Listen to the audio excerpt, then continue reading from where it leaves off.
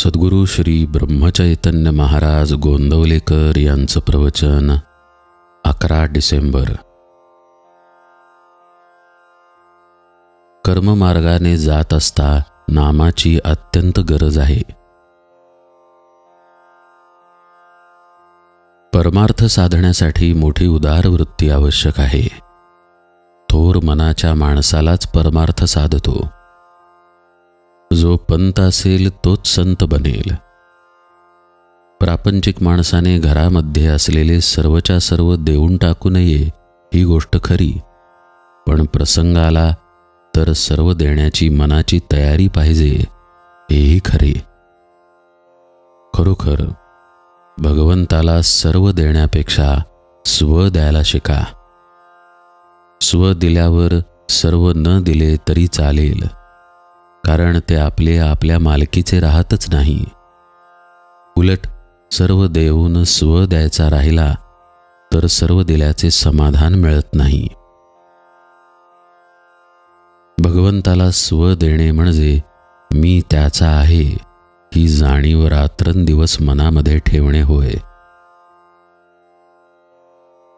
वैदिक कर्माने चित्तशुद्धी होते, परंतु ज्या भगवंताची प्राप्ती व्हावी म्हणून चित्तशुद्धी करायची, त्या भगवंताचे अधिष्ठान जर वैदिक कर्मांना नसेल तर कर्ममार्गाचे पर्यवसान कर्मठपणामध्ये होते. शिवाय सध्याच्या काळी बाह्य परिस्थितीमध्ये फरक पडल्या कारणाने वैदिक कर्मे जशी व्हायला हवीत तशी होत नाहीत. म्हणून आपण कर्ममार्गाने जात असता कर्माची पूर्तता होण्यासाठी आज भगवंताच्या नामाची अत्यंत गरज आहे. कर्ममार्ग मनापासून करणाऱ्या माणसामध्ये नुसते कर्म करणे हेच सर्वस्व आहे अशी जी कर्मठपणाची भावना उत्पन्न होते, त्याबद्दल माझा आक्षेप आहे. एरवी कर्ममार्गी माणसाच्या शिस्तीबद्दल आणि संयमाबद्दल मला आदरच आहे. एक रामनाम घेतले म्हणजे सर्व धर्मबंधने माफ होतात हा समज खरा नाही, परंतु कर्माने चित्तशुद्धी होत असताना नामाने भगवंताच्या अस्तित्वाची जाणीव जागृत राहते. इतकेच नव्हे तर पूर्ण चित्तशुद्धी होऊन कर्म गळून गेल्यावर फक्त नामच शिल्लक राहते आणि भगवंताशी एकरूप झालो की ते त्यामध्ये मुरून जाते. रामनाम हा नुसता मंत्रच आहे असे नव्हे, तर तो सिद्ध मंत्र आहे. तो भगवंतापर्यंत नेतो नव्हे, तो भगवंताला आपल्याकडे खेचून आणतो हा माझा प्रत्यक्ष अनुभव आहे.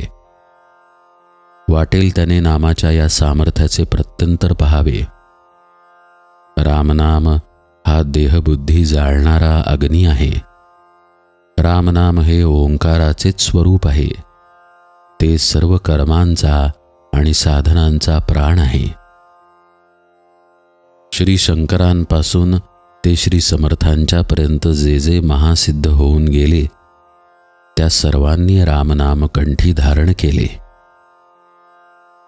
रामनामाचा 3.5 कोटी जप करील त्याला त्याच्या देवतेचा अनुभव आल्याशिवाय राहणार नाही. रामनामाचा आधार घेऊन आपण सर्वांनी राम जोडावा. नाम घेत असता जे घडेल ते चांगले आणि आपल्या कल्याणाचे आहे असा भरवसा ठेवावा. नामाकरिता नाम घ्या की त्यात राम आहे हे नक्की कळेल.